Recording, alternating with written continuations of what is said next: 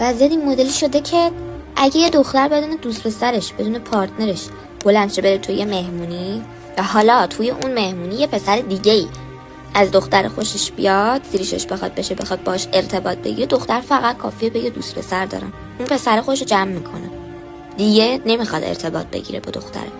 دوست پسر اگر بگی شوهر، که این جن که میگی بسم الله غیب میشن. 1% از مردا ممکنه بعد اینکه بگی پارتنر دارم دوباره بخوام باهات ارتباط بگیرن. 1%.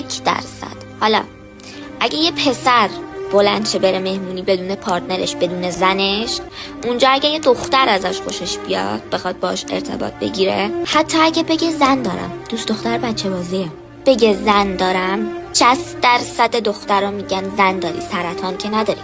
تازه خیلیشون وقیح تر میشن که بخوام با یارو ارتباط بگیرن.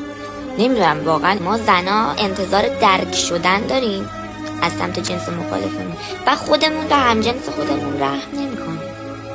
خجالت بکشیم واقعا، یه ذره از پسرها یاد بگیر، هر چقدر لاشی باشن حداقل هوای همجنس خودشونو دارن.